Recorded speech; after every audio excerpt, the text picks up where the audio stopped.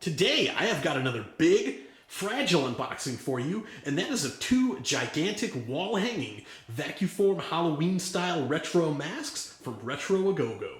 First, on the inside, they give you a 15% off code that is good through the end of the year. I'm definitely probably going to be using that before Halloween this year. And then there is the letter to the buyers. Greetings, citizen of Ghoulsville. Thanks for bringing our scratch and scuff wall decor masks into your crypt. They have imperfections that kept them from shipping out in full price orders, but hey, nobody's perfect. You've saved a monster from certain doom in a far off deep hole somewhere and made room in our warehouse for the next invasion of Ghoulsville creeps. As a big thank you for taking a chance on our non-refundable bruised and reduced masks, we've attached a 15% off coupon to use at retrogogo.com on your next order. So that is the reason I got the 15% off coupon I just showed you. This is the first time I ordered from Retro A Go-Go, so I wanted to check out their scratch and scuff section, which are discounted items that are, slightly a little bit imperfected. Maybe, there's a little ding on the box, or they weren't quite cut, or there's a slight paint imperfection, or slightly, stapled to the cardboard backing just a little bit off. So I wanted to place a small order in that section, get the shipment, see what I thought of them, and if I really liked them, go back and buy some more. At this point, of course, you should know what I do. I'm going to give you a look at the boxes before I take the wall-hanging masks out. Clearly inspired by Ben Cooper costumes.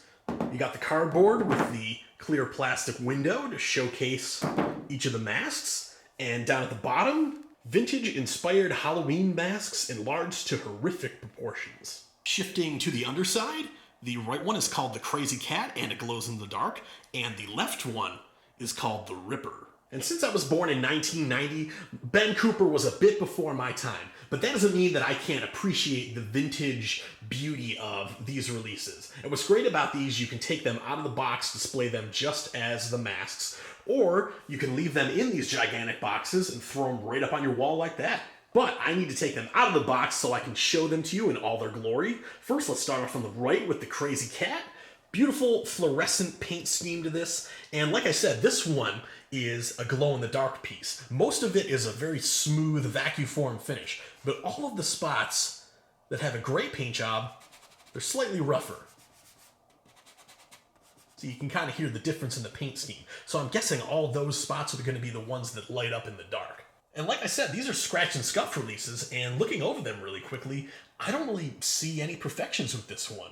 The paint is crisp, and there's no dents or there aren't any holes. But maybe this qualifies as scratch and scuff, a little slight bend up at the top of its hat. But I don't really care about that at all. I still think it's a great piece. And next, over to the Ripper, obviously inspired by Lon Chaney in London After Midnight, the movie that nobody living has probably seen right now. Great use of blues and purples to really bring out the nighttime feeling for this vampire. And there is another release too that is, I believe, glow-in-the-dark, just like the Killer Cat.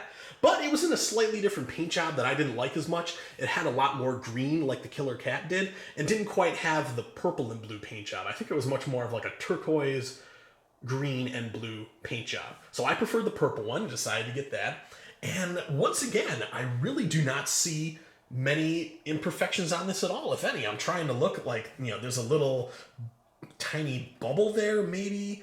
And the paint looks like it could be slightly off in the corners.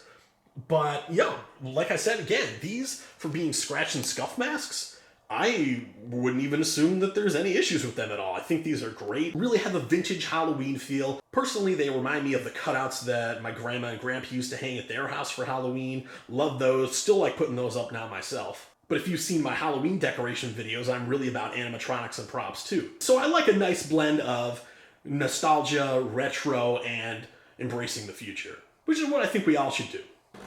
Most importantly, on the back, of course, you have Ben Cooper, Ghoulsville Horror Decor, and there's a spot already cut out on the top, so it's ready for you to hang on your wall right out of the box.